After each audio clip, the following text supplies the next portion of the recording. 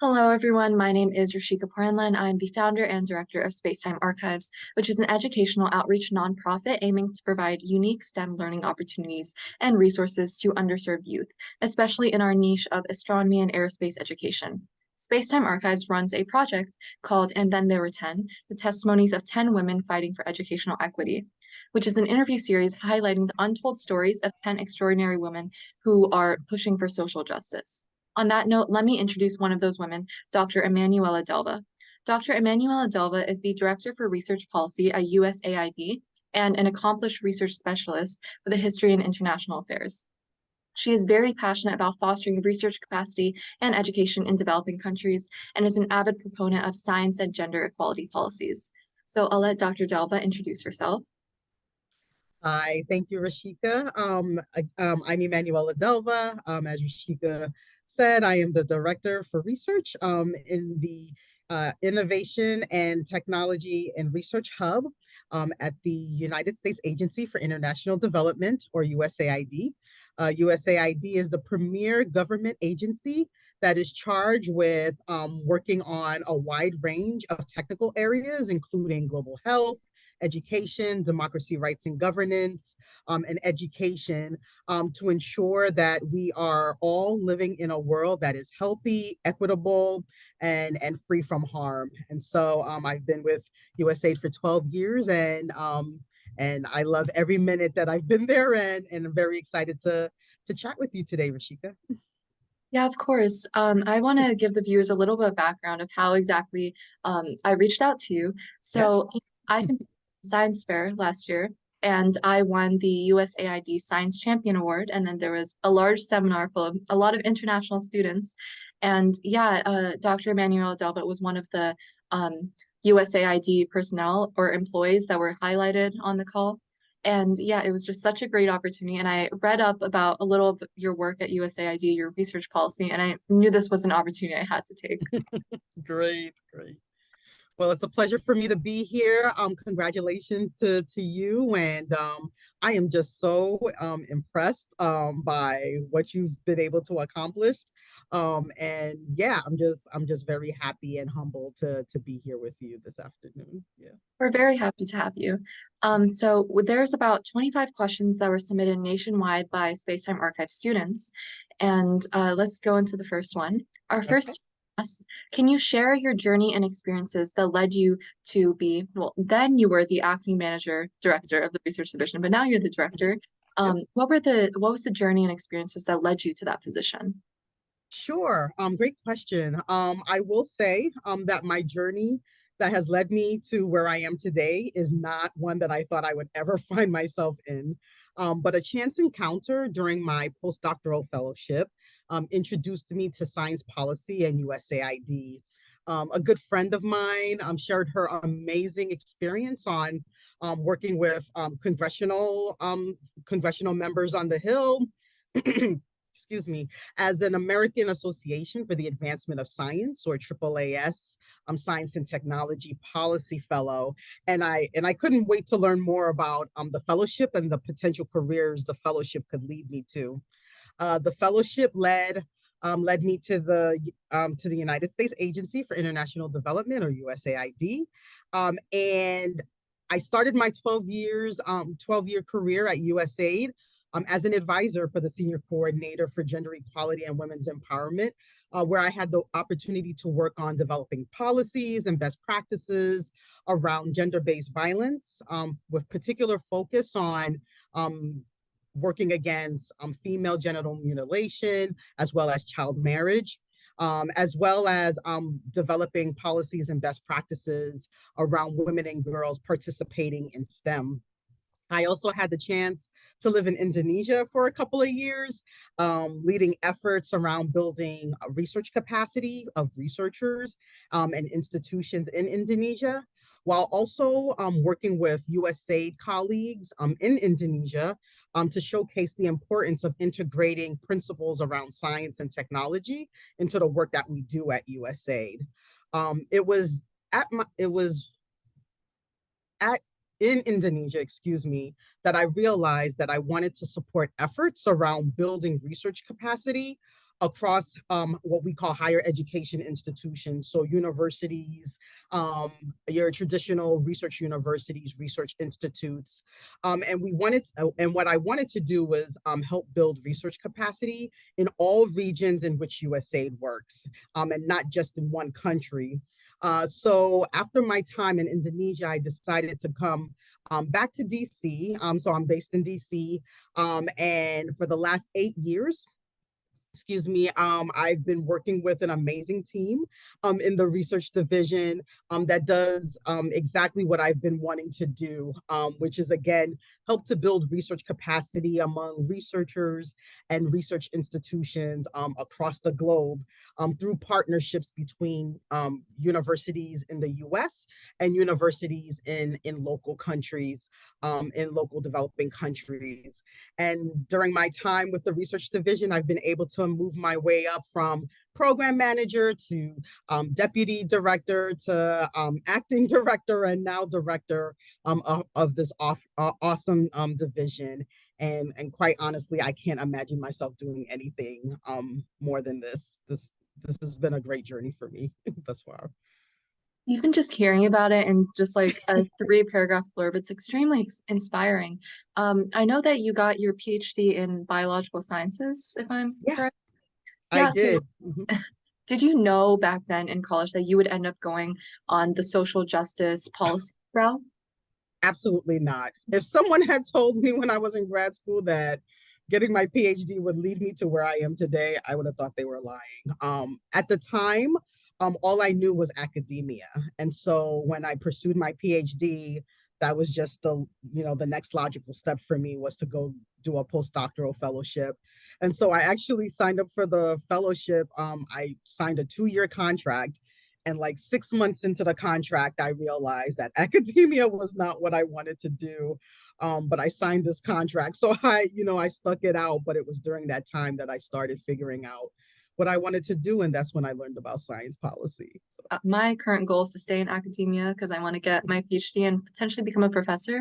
But yeah. there's like the whole realm of government jobs that just seems so interesting. The thing is, I mean, so the work that I do involves working with professors Mhm. at universities. So there's still opportunities, even as a professor in academia, to make your way into international development through engagement with organizations like USAID. So yeah, even if that's what you end up doing, there you can still find a way to make your way to work within the social justice space for sure. Yeah, definitely. That's nice to hear. I wanted to ask you specifically about your role as director of the research division. Yep. If you could shed some light on what your days look like, what your projects look like. Yeah, sure. So in this role, I lead a group of 20 great people who all together manage programs that are centered around building higher education and scientific research capacity through building partnerships between universities in the US and universities in developing countries. And we also are charged with developing policies and guidance that also focus on making sure that we as an agency are capable of utilizing cutting edge research in support of the work that we do at USAID. And so that research could help inform, mitigating climate change or incorporating scientific findings to inform policies and practices that can help contribute to reducing disease in certain countries, and also working with universities that can help us generate data and translate those findings for key partners such as government officials, NGOs, civil society, or other development agencies that may be interested in working with us to work on a particular issue. I also wanted to ask about a specific initiative that the research division has a part in, the development labs that USAID works with. I was wanting to ask what measures the research division takes to ensure that these labs are sustainable and that the innovations and research actually get developed through them. No, that's a great question. And it's something that we take pride in. It's one of our mandates within the division. It's not, it's not just important that we're able to, generate data, but we want to make sure that the data is being utilized in a way that leads to sustainable impact. And so to that end, we have what's called a research to action plan toolkit, which is a toolkit that allows our partners, our research partners, to develop a plan of how they plan to translate their research findings so that they're not just left in publications and on bookshelves. And so part of this plan helps them to communicate research findings, attract influential stakeholders, or people who would be interested in their research, again, to ensure that that research leads to action, right? So as a quick example, after going through a research to action or R2A workshop, one of our research partners in Nepal who was looking to increase the use of technology he developed to help detect pesticides on produce. He shared that his team was able to successfully visit government research labs following the research to action plan workshop, and are now aiming to train government technicians on this very technology that he developed. And so now he's designing his research plan with the end user in mind, and ensuring that he is consulting with these important stakeholders throughout his research process. That's incredible. The amount of outreach that USAID is able to foster is just incredible to me. It's a very inspiring strategic goal. I also wanted to inquire about another program that USAID works on, the Partnerships for Enhanced Engagement and Research, or the PEER program. I wanted to inquire how exactly it contributes to building research capacity among local researchers and institutions in partner countries. Yeah, awesome. Great question. So our peer program supports developing country researchers through research grants that go to the universities or research centers where they work. These grants directly support scientists and engineers in countries where USAID works. And these researchers are partnered with researchers in the US who have US government funded government grants. And so these two partners will join forces to address international development challenges that are of interest to both of them. And so PEER strengthens capacity of researchers and their institutions by funding their research, helping them purchase equipment, funding their graduate students, and at times training university staff on how to effectively manage USAID funding or funding from other organizations so that they can continue to successfully receive grants for their research. I know you mentioned the team from Nepal earlier, and Mhm. through both the peer program and development labs, is there a certain success story that you think about sometimes? A certain team or a certain research project that you really think, oh, wow, that was amazing. I'm so glad we did that. Yeah, sure. So we have lots of successes through peer, but one that I'd like to share comes from the Philippines and focuses on increasing tuberculosis diagnosis and treatment for kids in rural northern Philippines. So as you probably know, tuberculosis can be a deadly disease, especially for children. And so one peer grantee, Florida Lisa Basiag, at Isabella State University, and her research partner, Tanya Thomas at the University of Virginia, used their peer research to help local and regional governments in the northern Philippines develop contact tracing strategies to diagnose tuberculosis. Florida Lisa's team also wrote some example policies that could help provinces, municipalities, and cities develop their own tuberculosis contact tracing plans. So as of now, multiple provinces, municipalities, and cities have enacted or are on their way to enacting policies based on the research team's work. And so this is very encouraging development in increasing TB, childhood TB tuberculosis in rural areas to ensure treatment. That's amazing. It's so great to see these tangible outcomes come out of research because I'm obviously a student working with like other high school students that try to do independent research. And oftentimes our research either gets cut short because we don't have the Mhm. funding or the opportunities. So it's great to see that USAID is really is trying to prioritize that. Specifically about grants, I know you must get so many applications, so many researchers looking like for a prospect to test out their investigation. How Mhm. exactly do you select what follows USAID's strategic goals and what doesn't? We hold so folks are able to apply for USAID funding through what we call an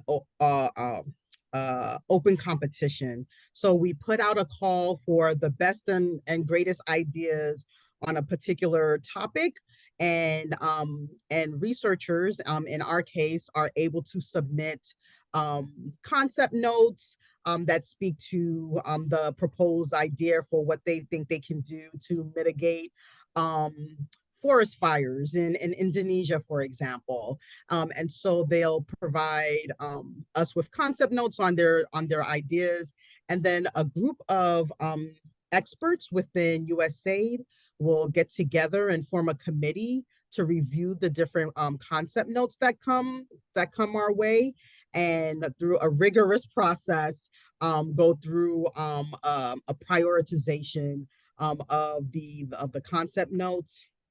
Usually we'll go back and forth with the applicants for additional clarifying information.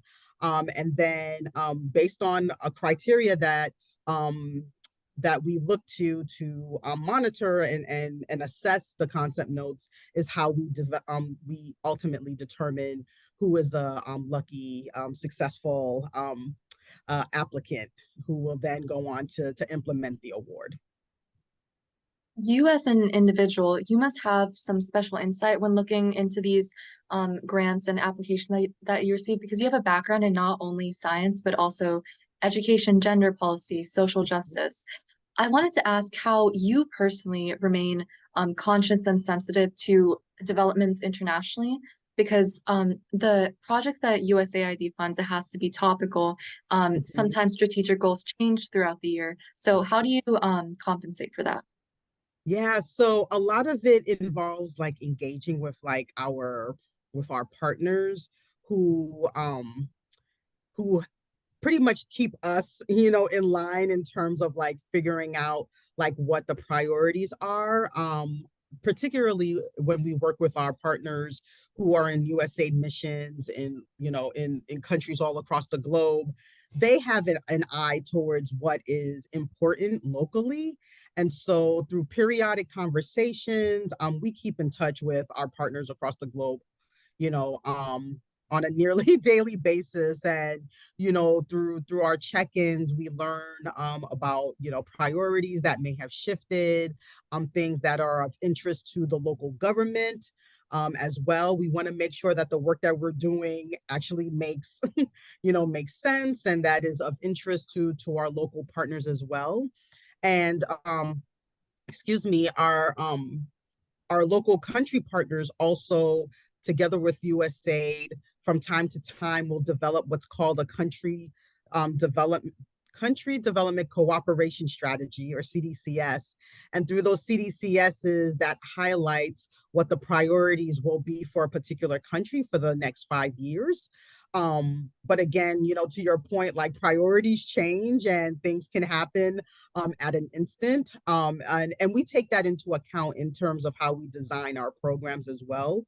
To the extent that we can, we make sure that they're flexible enough that, if something, like a pandemic happens, that we're able to like shift our priorities and shift our focus while still maintaining our commitment to working with our local country partners to help solve their development challenges. I'm very glad that you just mentioned the pandemic because I was actually going to ask this later on, but this is a Mhm. great segue.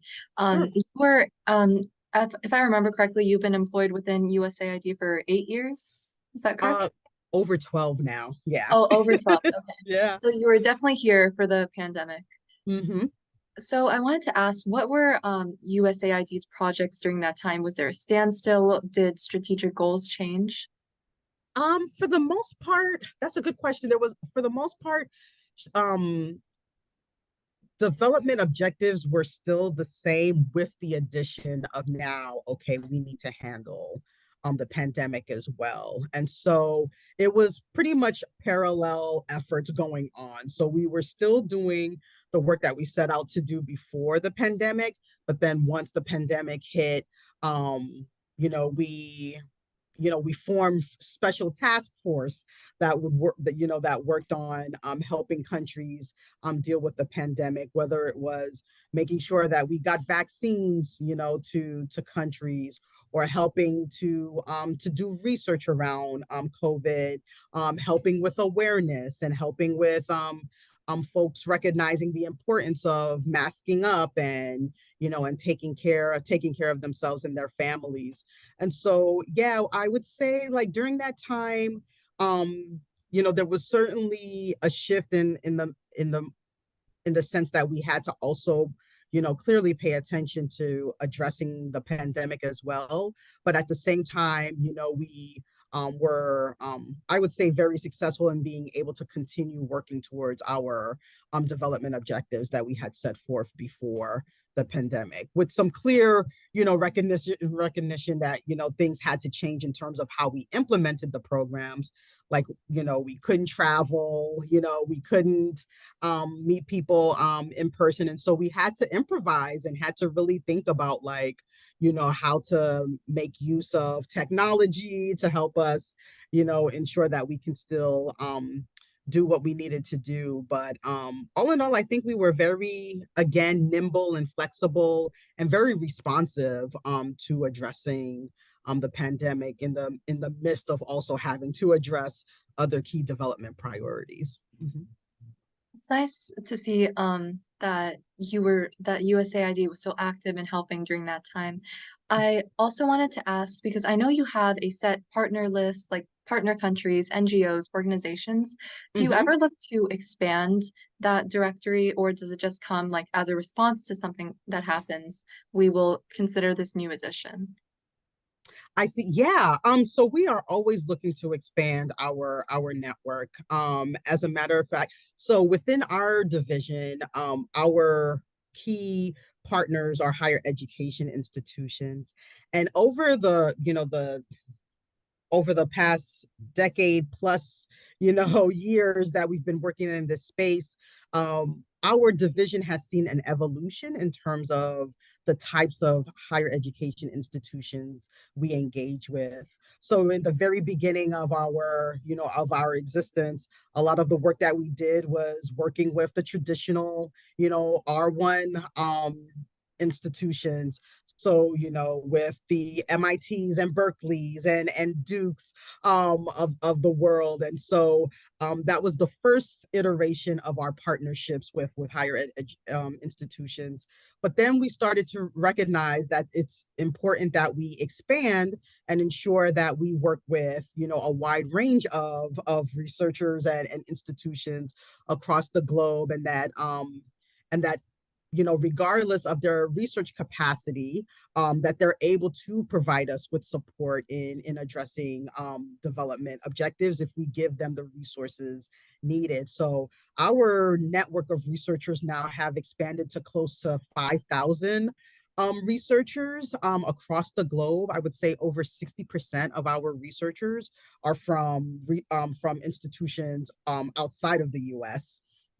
And so, so our network of researchers work with us to work on key development issues, and we're also looking within the U.S. to expand the types of institutions we're working with, particularly with minority serving institutions, or MSIs. USAID has signed a number of MOUs with MSIs, and are looking forward to expanding even more the types of institutions that we work with for support of our efforts. So that's a great It's not question. Yep. only higher level institutions. USAID also looks towards high schoolers with science fairs and Mm-hmm. international science and engineering fair. I Yeah. wanted to ask, how have the Science Champion Awards and the Science for Development Awards impacted the development and recognition of student projects in science and technology? And what is USAID's role with encouraging research capacity in high schoolers? Sure. Yeah. So for us, science is a key component to finding solutions for the major global challenges that we face today and in the future. So, in particular, through our involvement with the Regeneron International Science and Engineering Fair, or ISEF, we aim to inspire and support bright young minds around the world who have great ideas that could potentially positively impact development challenges. And so for our award winners, we offer monetary support. We highlight these incredible efforts and projects through blogs and other social media campaigns. And we offer opportunities for future engagement with USAID as well. These efforts not only support young scientists to continue to adapt and improve upon their proposed solutions, but they also introduce these young researchers to a wider possibility of career paths by emphasizing the importance of research and science to our work in international development. I will also say that from my personal experience, that talking to these amazing students and learning about their projects inspires and motivates USAID staff time and time again by introducing us to novel ideas and innovations. You know, we recognize that innovations can come from, you know, ideas can come from anywhere at any point, you know, in their lives. And, you know, it's not just adults who can come up with, you know, great ideas and solutions. And so we definitely look to ISEF as one of our major sources of great ideas and solutions to key challenges. Even as a student that won the Science Champion Award, sitting on that call, and I remember someone had asked, what was the project that won you the award? And everyone was inputting in chat what they worked Hmm. on. And that Yeah, was just insane. That was crazy yeah, to see yeah. how how forward thinking some of these students are and how their projects have legitimate tangible effects and Hmm. highlighting and addressing real problems.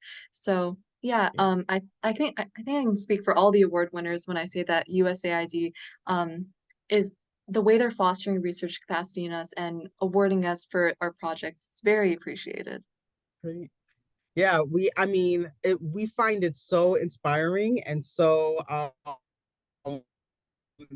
and such a great experience. Like, honestly, attending ISEF, I've been attending ISEF like since like 2015, I would say. And like, it is like the highlight of my year, like being able to engage with these bright minds. And I know I wasn't thinking like that, in high school, in terms of like research projects. And so I'm just always amazed when I go to the science fair and learn about, think and learn about not only the projects themselves, but the inspiration that brought you to, to thinking about this particular question to solve. So yeah.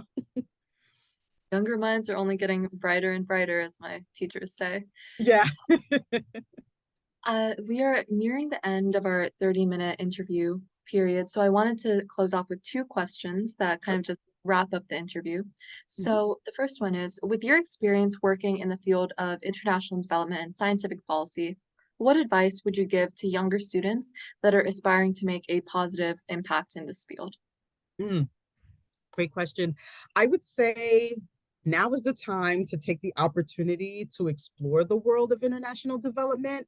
That's one thing I wish I had that I had thought of as a high schooler.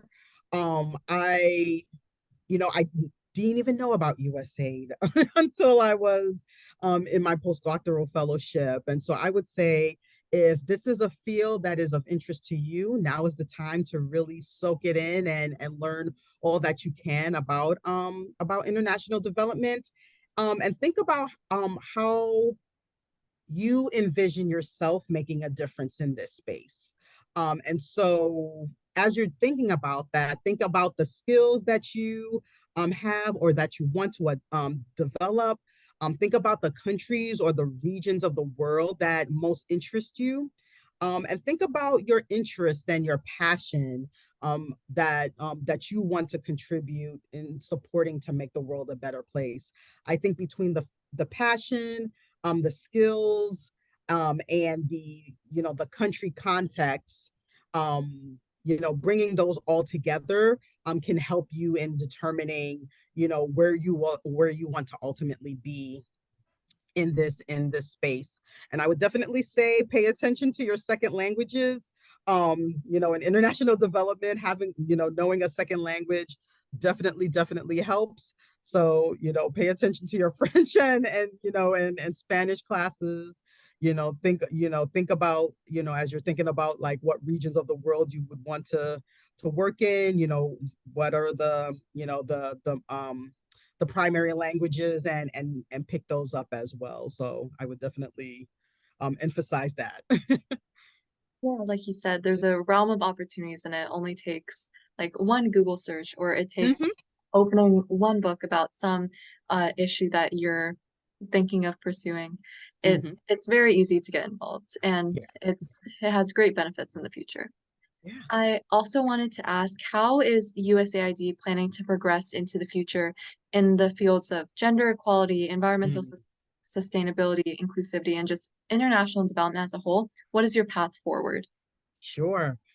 So one of the things that I love about USAID is its intentionality in ensuring that we are promoting those very exact values. There are a large number of policies that we have developed, including our most recent gender equality and women's empowerment policy that we adhere to.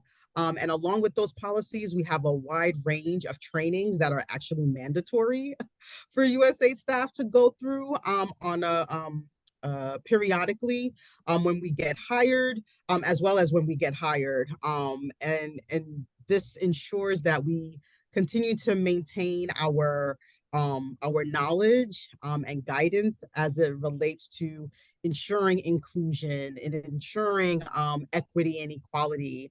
It was through these classes that I truly learned the difference between equality and equity. And so like that was like something that I'll always take with me through my classes as well as my time as a fellow. But yeah, through these trainings and through these policies and guidance that we work on, it really ensures that again that we're being deliberate about ensuring these important cross-cutting issues across all the work that we do. And it helps us to maintain a healthy workspace as well, both within our own teams as well as with the teams that we partner with and engage with through our projects and our programs. That was a great note to end off on. I'm so glad that USAID is going on this path in the future and is going to continue enacting more change.